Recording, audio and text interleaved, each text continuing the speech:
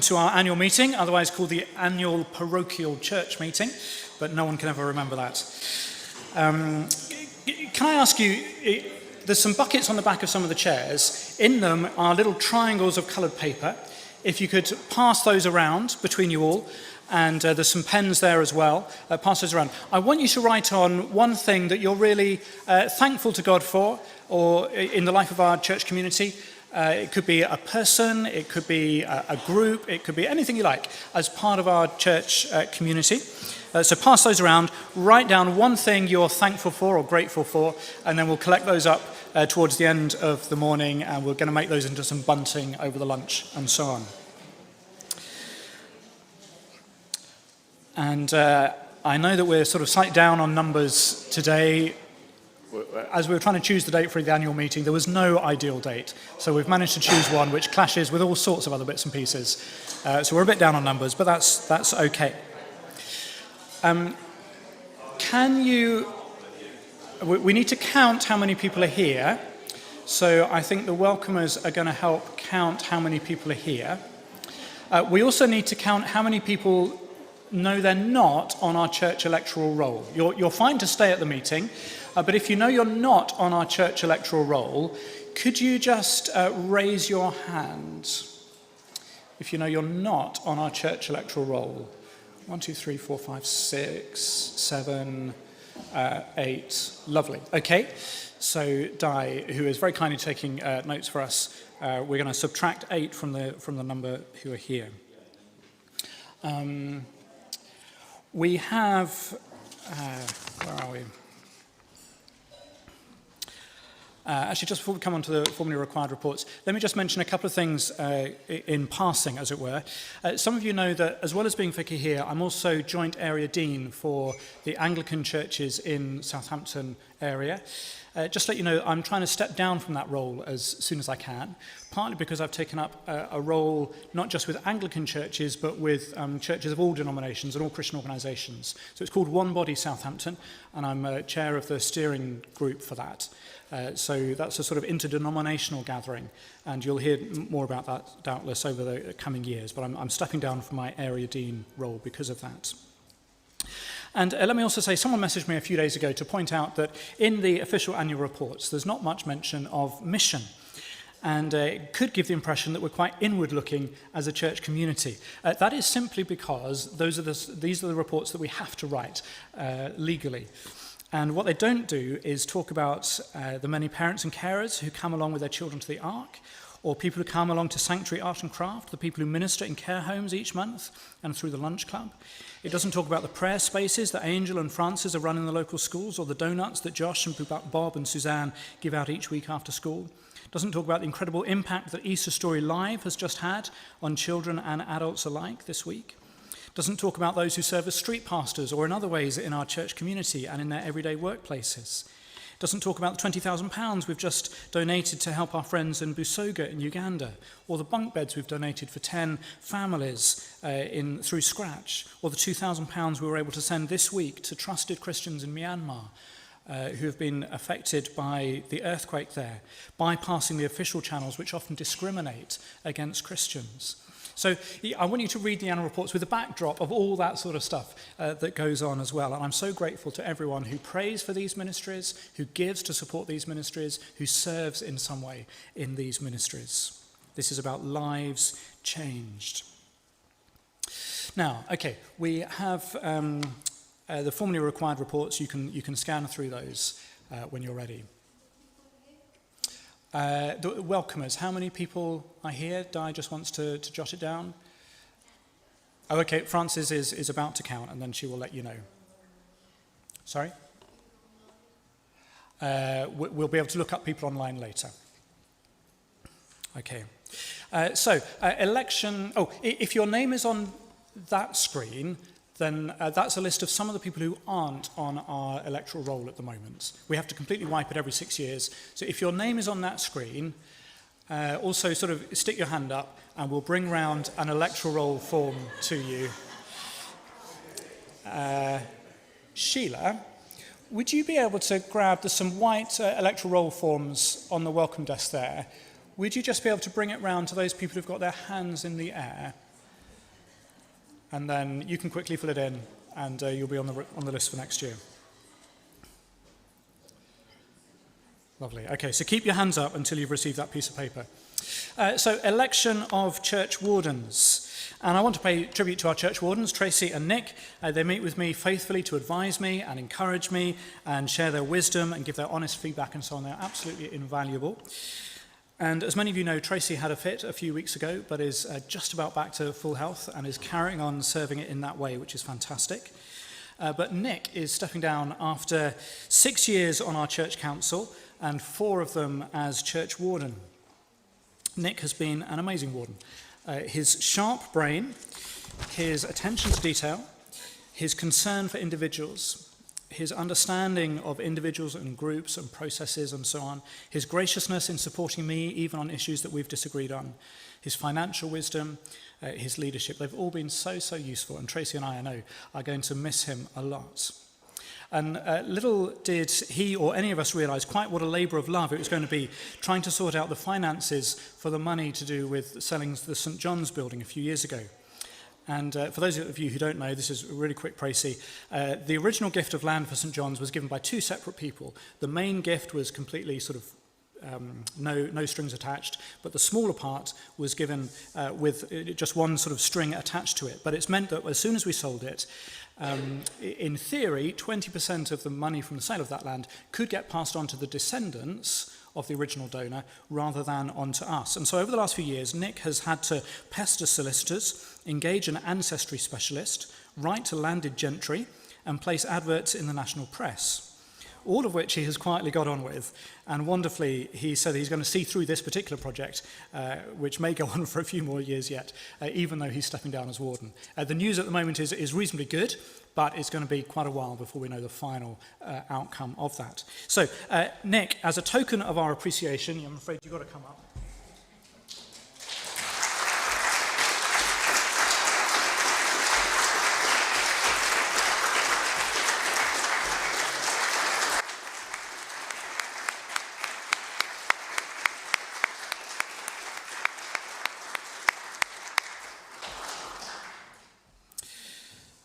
We have 2 nominations for the 2 church warden places. And for those of you not from an Anglican background, a church warden is like a senior member of the congregation.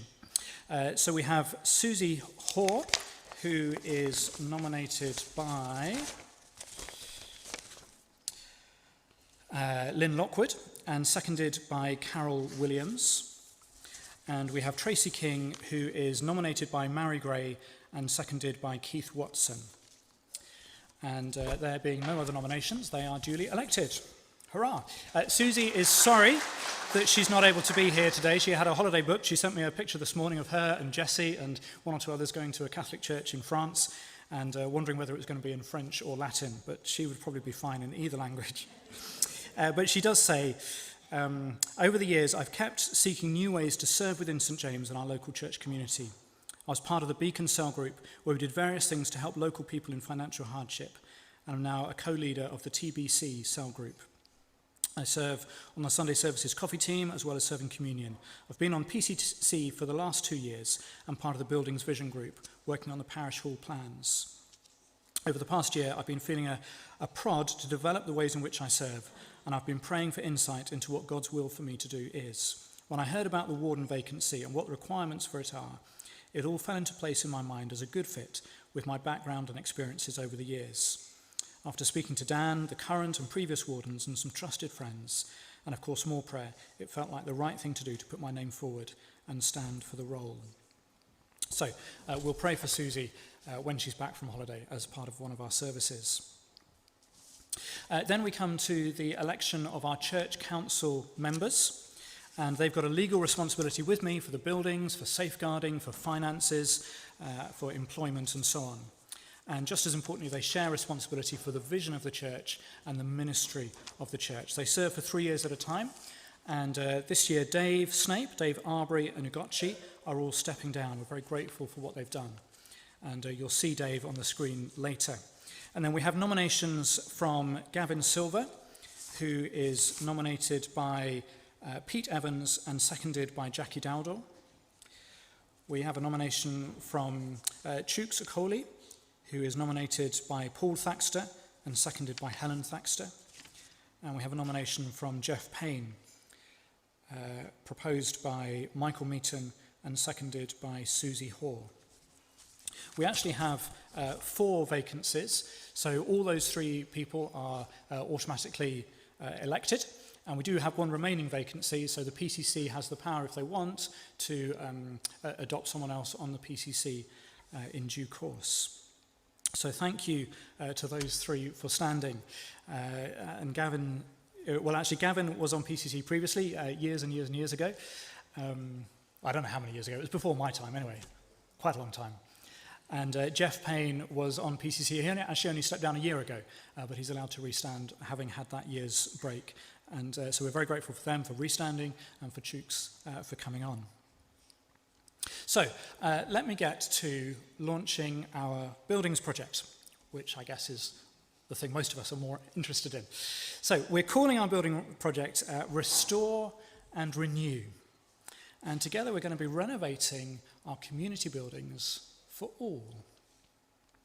So this isn't just about the parish hall, this is about all 3 of our buildings. And it's not just about making nice spaces for us, this is about wanting to bless and serve our local community. Our vision as a church is to go deeper with God, to grow closer to each other, to reach further with the love of Jesus. And this building project, Restore and Renew, is about helping us achieve that mission. So we want to land up with buildings which provide spaces for us to go deeper with God, especially providing better facilities for our children's groups and making it far easier for the parents of children, rather than having to go to 2 separate venues to drop off and pick off children. Actually, they'll just be able to go to 1 venue, which will make it significantly easier for them. And by the time we finish, our buildings will have better welcoming and hospitality areas to make it easier for us to grow closer to each other.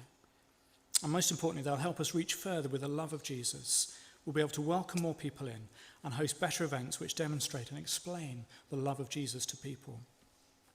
So what's wrong with our current buildings? Why are we planning to do this? Well, Dave couldn't be here this morning, so he's recorded a video to explain about the work on the parish hall. The project is to completely modernise and refurbish our parish hall. The building has seen better days, it's pretty tired in lots of areas, and some of the facilities are in desperate need of modernisation. So that's what we're going to do. We're going to replace the kitchen, replace the bathrooms, we're going to move around the layout a little bit, we're going to add a nice big mezzanine floor at the back, which will give us 3 lovely rooms that we can rent out and use as a church and the community. A couple of these things have needed planning permission, which we've obtained. And as a result of that, we're hoping to start building in the autumn. So having 3 rooms in total will enable our Sunday morning children's groups to be on the 1 site, and will therefore make it much easier, as I said, for parents picking up. I know that these plans are quite small. There will be printed copies of these that people can look at in detail in due course. Having a better functioning kitchen will be so much better for the lunch club and other meals that we want to host. Having solar panels and good insulation and a renewed heating system will help reduce our carbon footprint and lower our running costs. Having a much nicer welcome area will mean we get a far better welcome to the 175 people or so who currently come into the building each week, and hopefully it will be more in the future with more rooms there. And as Dave said, we've got planning permission for this work. Our architects think we can get even better use of space from the current plans. So the plans on the screen are probably going to be tweaked a little bit more as well. And just this week, there's been hours and hours and hours of meetings with mechanical, electrical and heating experts to figure out exactly what design specs are needed. So that is the project where we're most far advanced, and we want to begin the work on that, the actual building work, in the autumn. What about our other buildings? Well, Nicola couldn't be here either, so she's recorded a video as well. And of course, our other buildings need loads of work too. I'm standing outside 133, our parish office, which is the window of our church. It's like a shop front for our church, and it's the first port of call for people in our community to come and find out more about what we have to offer as a church. Sadly, it's been neglected for a long, long time. It's falling apart. It's not really fit for purpose at all. And we've got an amazing opportunity now to look at making it a building that is suitable for our staff to work in, that it's suitable for visitors to come in and feel welcomed. And we're thinking about having a bigger room downstairs, which could be multi-use for the children from junior church, for youth, for other meetings and so on. Having a dedicated storage space upstairs or somewhere, which would be used for everybody to be able to access storage. It's an amazing opportunity I think we have, that we've got this building, and excited to see how we might use it in the future. And we know St James needs work doing too. Externally, needs repainting, windows are crumbling, the path outside, there's trip hazards, there's drainage issues. So we definitely need to look at the outside maintenance of our church building. And internally, we can think about how we can use our space for our congregation, for the visitors who come in. For example, in the area I'm in now, which is used for hospitality as a welcoming area, we can think about how we can make that work better for us. For example, adding another toilet would be really great. And just thinking about maximising the space and the things that we have. None of these ideas are set in stone, but they're all things that we need to think about in the near future, and how to best serve our community and us as a congregation.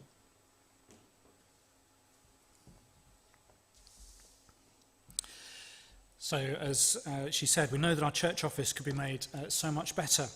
An entrance area which is actually warm and welcoming, a flexible meeting room which can be used through the week as well as on Sundays, dedicated storage space for all the equipment that we have to store, double glazing and insulation to reduce the carbon footprint and make it a much better working environment for our staff. And the plans for St James here, as Nikki said, they are the least advanced of the plans, but there's some lovely ideas at the moment which, with some non-structural changes, can significantly improve the entrance area and the foyer, smarten up the outside of the building, and maybe make changes to this front area as well to make it less cluttered and so on. There's a danger that we get so used to the building as it is that we fail to see its limitations and its shabbiness. So, as you can see, we don't just want to make improvements to the buildings because they're tired and dated and haven't had serious investment for decades. At the moment, our buildings often hinder our mission, and we want to bring them back to a position where they will help us fulfill our mission, going deeper with God, growing closer to each other, reaching further with the love of Jesus. And we hope that in renewing all three buildings as part of Restore and Renew, we'll be able to create a bit of a campus feel, making it much more obvious that our ministry extends across all three buildings. We're not going to do all three at the same time. We're going to do the parish hall first, but then we want to move on straight away to doing the office and after that. And we mustn't neglect this building. So we may see that there's some quick wins that we can do here, even over the next year or so. And when the teams have got capacity, we'll draw up more detailed plans for this building and come back to PCC as well on that. So how much is all this going to cost? Well, our best estimates at the moment are that the work on the parish hall will cost about £700,000. And as I say, we want to start work on that as soon as we can. We think for £120,000 we can significantly improve the church office. And for £150,000 this building can get a really good makeover as well. So all that comes in at just under £1 million. But here's the first bit of good news. We already have £475,000 in the bank from selling St John's. We're not selling this. We're going to edit that bit out on the video. Here's the second bit of good news. Just as in the Bible passage we had earlier, where King David and then the leaders gave first, and then the people sort of responded to that and gave second. We have asked members of our church council to give first to the Renew and Restore project. And those donations from a dozen or so people have come to £61,000. That's us wanting to put our money where our mouths are. We believe in this project. We believe this is God's will for us as a church community. And so that is what we have donated so far. And so we want to raise £164,000 by August That would give us enough money to be able to start the building work on the parish hall in the autumn. And then we want to raise a further £120,000 by early next year. That would mean we could then start work on the office as soon as the work on the parish hall has finished. And then to update this building, well, we'd hopefully just need to raise about a further £25,000. That's hoping that we get the permission for the remaining £125,000 of money from the sale of St John's to actually come to us rather than being passed on to the descendants.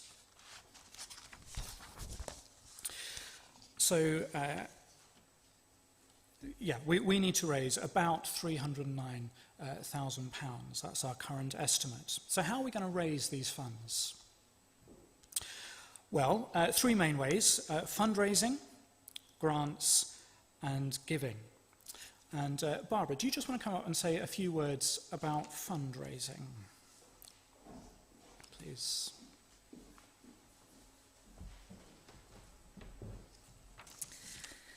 Hi, so we have a team. That's me, Carol, Darren, Emily, and a few others that we're still trying to persuade. But we'd love you to all be on board.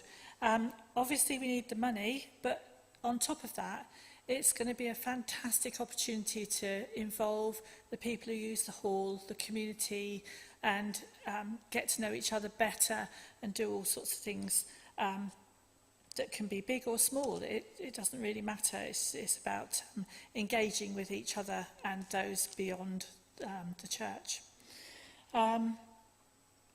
Even if you can't come to church and you're at home, just a reminder that we can all play a small part. And my memory went to a few years ago when we did the blanket knitting during COVID lockdown, and it was enormous what we achieved, and we didn't even leave our homes. So that came to mind, and I thought, from small things we can do big things together, and that's an encouraging thing for me. So what's happening? Immediately, we've got some things happening. Tim and Hannah have agreed already to do a quiz.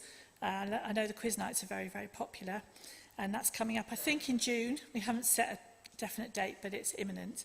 And then Carol's organising a sponsored walk the test, so that's everyone's welcome to join that. Please talk to Carol. That's on the 28th of September, I think, isn't it? And then in the autumn, we're going to have a craft fair here in the church. Again, the date's not definite, but it will be in October. The Ark have already committed to a bake sale, so people are starting to engage, and we're already having fantastic ideas brought to us, which we're exploring, and we hope to move forward with lots more things. So great. And what can you do? You could join a team, which we'd love to have you. You could support the events that are going on. You can have a coffee morning for your neighbours. Anything really that you feel you could do would be very, very welcome. So invite your friends, your work colleagues, things you do socially, and just have fun. I think it's going to be an enormous amount of fun to get together and do this. Please join in.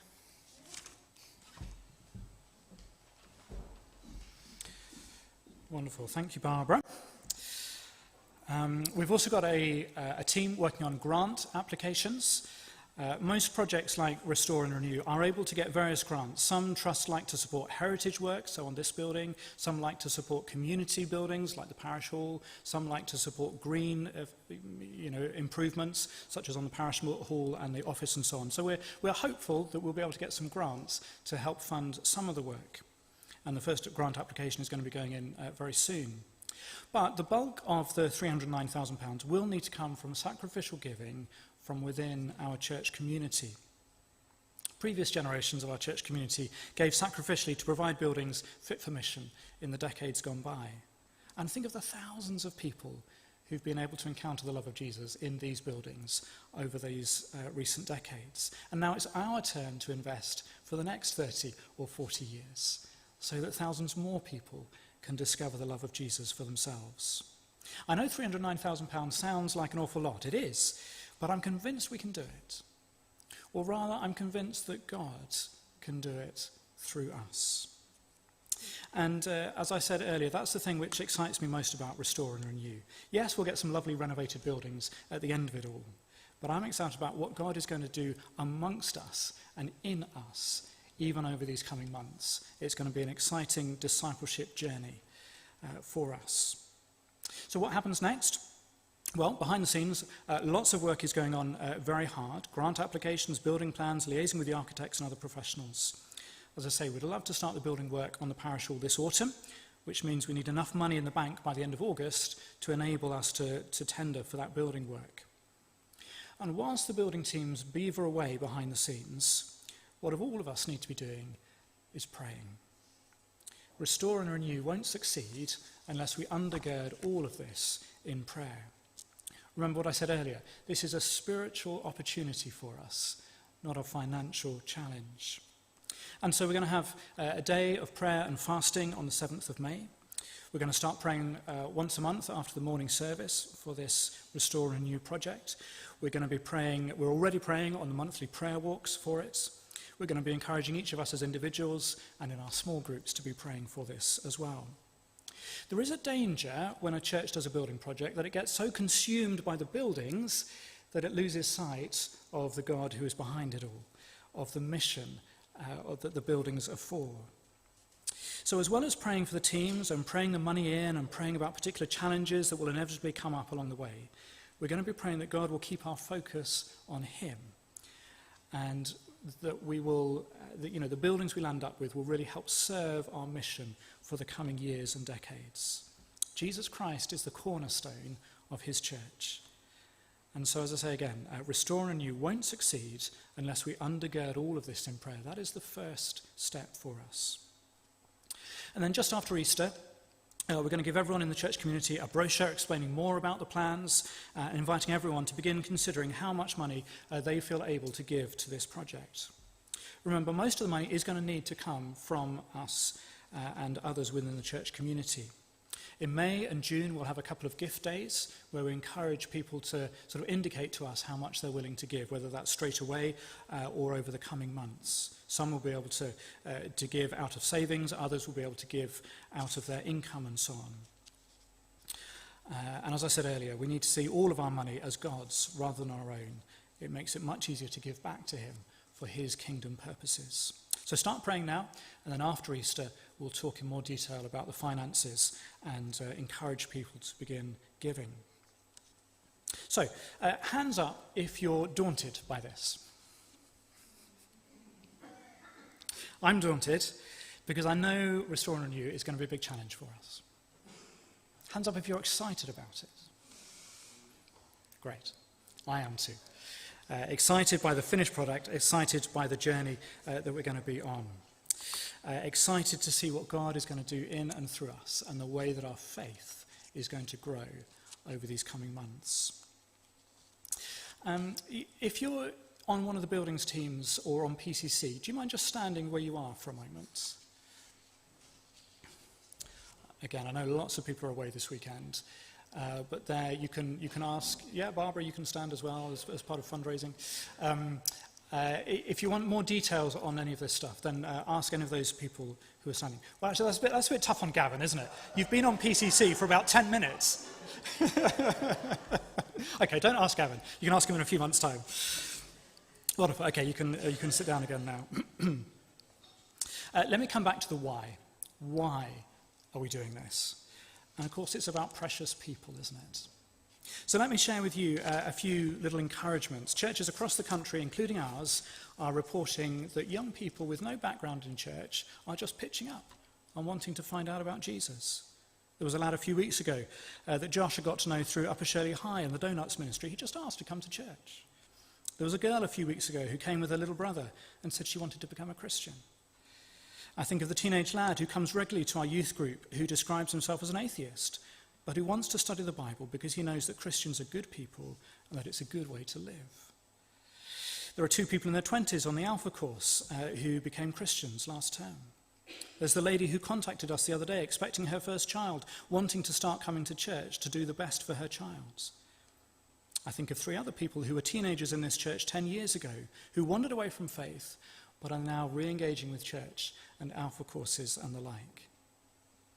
It's no coincidence that all this has happened since we started praying regularly for children and young disciples.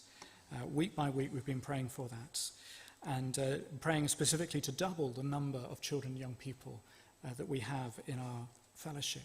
But it's not just younger people. I think of a lady who's been on our Investigate Jesus course who is starting to pray and appreciate more and more about Jesus. I think of 2 or 3 adults who are going to be getting baptized over the next few months. So God is on the move. It's exciting. We need to keep praying, keep serving our community, keep our eyes open to what God is doing. These are people who are spiritually hungry.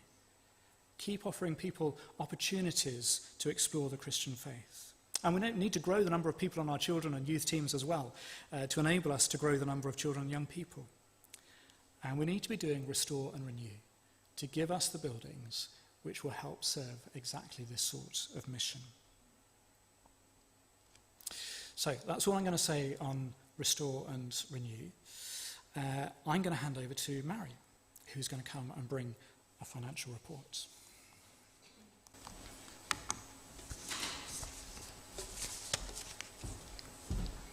And you can use that one to click on if you want. Oh, okay. Thank you. Hi.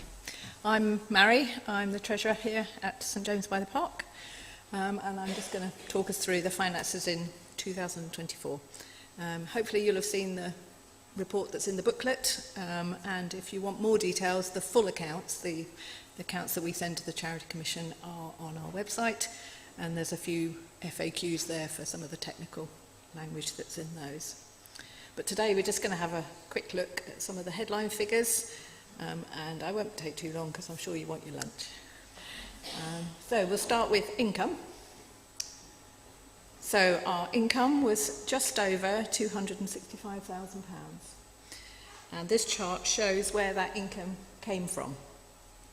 So the biggest source of income is donations, shown in blue here. I was going to say an enormous thank you to everybody, but after Dan's talk this morning, I don't know if I'm supposed to do that or not, but I'm going to do it anyway. So thank you to everybody who responds to God's wonderful generosity to us by then giving to the church. You know, there's people that give regularly, there's people that give when they can, people that give small amounts, people that give larger amounts, but all of it is vital to our ministry here, so thank you. But I'd also like to say thank you to all the people that give of their skills and their experience and their time, and those things don't appear in our accounts, but they are equally important. So another large portion is the gift aid. I've written down that it's orange. It doesn't look so orange up here, but the section over here comes from gift aid. So if you're a UK taxpayer and you sign a gift aid declaration, we can claim back 25p from HMRC for every £1 that you give. And so if you'd like to do this and you haven't done it already, just let me know or the office know and we can get you the form to sign. But also if you've signed one in the past and now you're no longer a taxpayer, do let us know because we're supposed to stop claiming gift aid in that circumstance. So let's have a look at what we spent. So we spent just over £267,000. And this shows what we spent it on. And the biggest category there is the staff salaries. That's shown in green. That's Angel, our children and family worker, Josh, our youth worker, Teresa in the office, but also there's Steve and Martin who look after the buildings, Suzanne who's our safeguarding administrator, and Helen who is Dan's PA. It doesn't include Dan. We don't pay his salary directly from our bank account. The next biggest category is the Common Mission Fund. That's shown in blue, and that's the money we pay to the diocese. It does seem a lot of money, but we effectively get most of it back again. The diocese pays for Dan's salary and pension and accommodation, and they also provide us with a lot of support and training. As you can see, our buildings, which is the orange bit up there, are an important category of expenditure. This is quite aside from our building project. This is the ongoing repairs and improvements and cleaning and insurance and gas, electricity, that sort of thing. In 2024, we were able to give away money to support various mission partners. That's shown there in a little red slither at the top there. So we were able to give to Scratch, to Arosha UK, to the CMS Mission Hub, to enable Busoga, and to work in Myanmar, as well as our Christmas appeal, which we raised over £4,000, which was divided between Caraway, who work with families coping with dementia, and with the Peace Centre in the Democratic Republic of Congo. So that's good. So looking at those figures, you might be thinking, did we spend more than we received? Thank you. As you can see, those two columns are almost exactly the same. We spent £2,000 more than we received this year. Now, that wasn't what we were expecting, because back at the beginning of 2004, our reserves were quite healthy. We were still benefiting from the build-up of savings during COVID, and so we decided to set a deficit budget for 2024, and we thought we were going to spend about £28,000 more than we received. But as you can see, we didn't end up doing that. We only spent £2,000 more than we received. This was because our income was about £10,000 more than we had anticipated. So we had higher giving, we had higher rent received from people hiring the halls and the church, and also we got more in interest than we'd expected. So that's all good things on that side. And then we spent £16,000 less than we'd anticipated. We paid less on utilities than we'd expected. Our expenditure on the buildings was lower, mainly because we postponed works that haven't yet been done. They'll get pushed into future years. But also we got a large refund of VAT back, because you can claim that back on listed buildings when you do work on them. So that all helped to produce this, almost exactly the same columns, height columns. So what does all this mean for our reserves? So you can see this shows what's been happening to our reserves. So that's the sort of our savings in the bank over the last few years. These columns don't include any of the money that we received for selling St John's. That's kept separately. This is just our day-to-day running. So you can see that 2020, 2021, our reserves grew because of COVID. We were doing much less, but people were still generously giving. And since then, we've been spending down those reserves a little. You can see here there's a dotted green line which shows 3 months expenditure.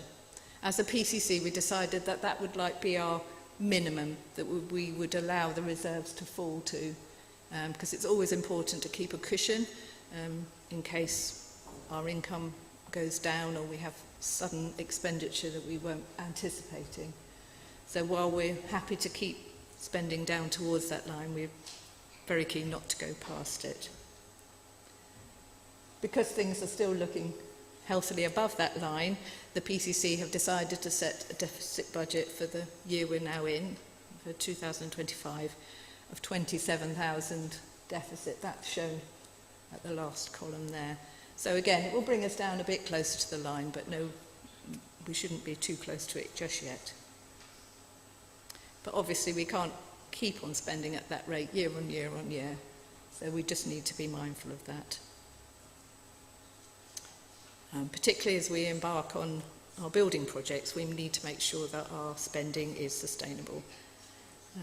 And it's our prayer that the building projects and all that they provide will enhance our mission and draw more people into our community. And we will see God's kingdom continue to grow here in Shirley. So in summary, thank you again, if I'm allowed to say that, for your generosity. Your gifts really are vital to our ministry. And as we embark on new adventures, it's important to continue to support our ministry and our staff, the sort of normal, what the church is here for. And the building projects are to serve our mission, not to replace it. And thirdly, I'd like you to ask you to pray for our church leadership, for the PCC, as they make financial decisions throughout the year, that we would know God's wisdom as we do that. I'm happy to answer your questions about finances at any time, really. You can always contact me on email, or you can ask at the office and they'll put Teresa will put you in touch with me, either about your own giving or about the church finances. Do you want me to take questions now, or do you want to do questions later with everything else? Yeah, okay, I think that's me.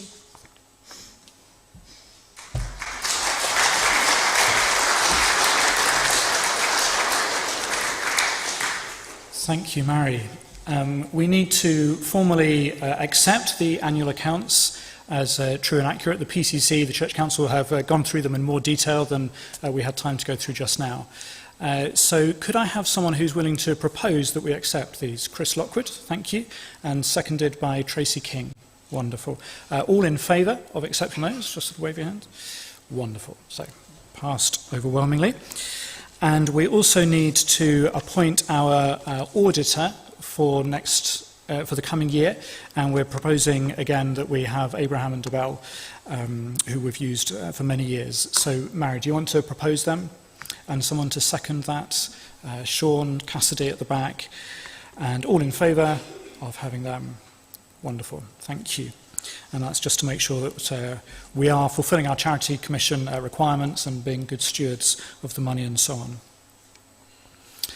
And a massive thank you, not just to Mary for being treasurer, but also to Claire Clements, who does thousands and thousands of transactions through the accounting system, and to Teresa, who does lots of the payments. They all work incredibly hard on our finances. So thank you very much to all of you.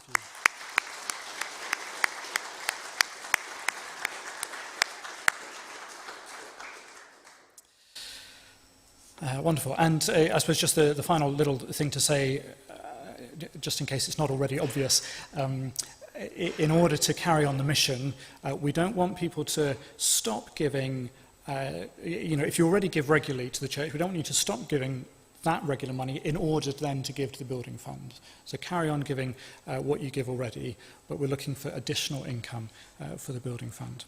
Now, in terms of timing, if you've got children over in the parish hall, then probably need to go and collect them. We've just got a couple more minutes left, and then we'll wrap up and get ready for lunch and so on. So questions is the next thing, and there's a mobile number on the screen there for anyone who's watching at home if you want to ask a question. Victor has got the roving mic. I'm going to anticipate a question about lighting, because we often get a question about lighting. And someone said to me the other day, it's all very well that we've put lower energy bulbs in the ceiling, but the lighting in the church is so dull. We've been trying to work on this. We have been working on this for a few years. And Sam has kindly agreed to sort of take a lead on this. He's been in contact with some contractors and so on. It's going to cost quite a bit of money. Again, that's part of what we want to do to this building to improve it. And Sam's waiting to hear back from some of those contractors. So we're working on it. We know it's a problem. We really do want to fix it. So any other questions that people want to ask at this point? Obviously, you can ask me over lunch as well, or others in the know. Katie, a question? We have a maintenance guy. You're dead right. We do need a maintenance guy.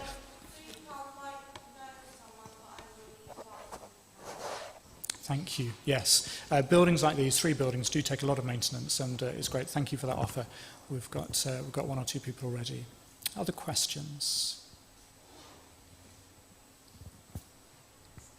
Our stomachs are rumbling. That's fine. Good. We have some apologies for absence from Margaret and David Wagstaff, Teresa Byrne, Amy Curry, Rosie and Reese Brooks, and probably a whole host of other people. If you're aware of someone who's not here who wanted to be here, there is a sheet at the back. You can write their name on it, and that counts as our sort of apologies for absence sheet. And then the last thing we need to do, last business bit we need to do, is accept the minutes of last year's meeting, which again are in the booklet. And so all in favour of those as a true and accurate record of that meeting a year ago, if you can remember, cast your minds back that far, raise your hands in the air. Just about. I think that's enough. Anyone against accepting those? No, good. Okay, that's enough. Wonderful. I want us to pray together. I'm going to suggest that just in small groups where you are, pray for those new members of PCC, pray for Restore and Renew and so on. We'll just do this for a few minutes. If you're not comfortable praying out loud, that's fine. You can, pray silently. You can join in with amens with those around you who are praying. And then in a few minutes' time, I'm going to get us all to say a prayer together to finish off with. So let's pray in our small groups just now.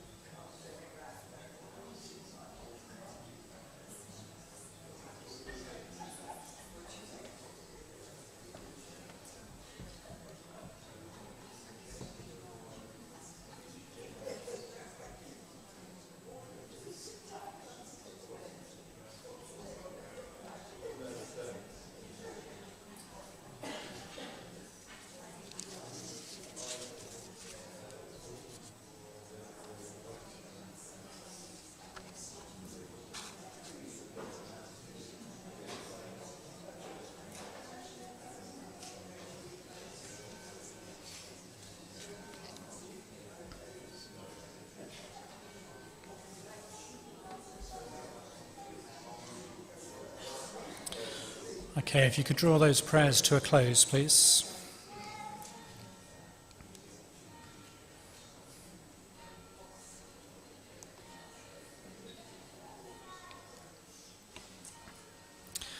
And we're going to pray together the prayer on the screen, which is a prayer that we'll use a few times over the coming months. It's quite a long prayer, so let's pray this together. Gracious Father, we look to you in faith for restore and renew. Keep our eyes fixed on Christ the cornerstone, not on the buildings themselves. Help those on our buildings teams to lead this project faithfully. Please provide all we need, skills, gifts, time and money, to renovate our buildings for all. Everything we have has come from you. Open our hearts to give back to you what is yours already. Let us prove once again that it is more blessed to give than to receive.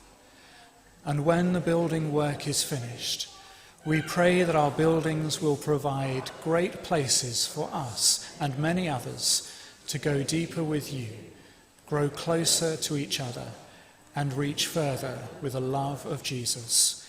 Amen. Amen. Okay, that's the end of the annual meeting. We're going to break now Do stay for lunch, even if you weren't planning on doing that. You're more than welcome. There's going to be some activities for kids. There's going to be a quiz for everyone. There's going to be the photo booth for the shoes and so on. That's all going to be happening. Got some lovely, delicious food, warm and ready from various people. We're going to need lots of people's help just to reset the building as quickly as possible. That gives you just a little clue as to how we're trying to do this. We're going to need to clear all the chairs from that side of the building. We've already cleared the chairs from that side. And then set out the chairs and the tables, and then we'll be able to have food. Parents, children are now your responsibility, obviously, so do keep an eye on them. We're not going to have people on the doors, so make sure you keep an eye on your children. And enjoy lunch. I'll say grace when we're ready to start serving.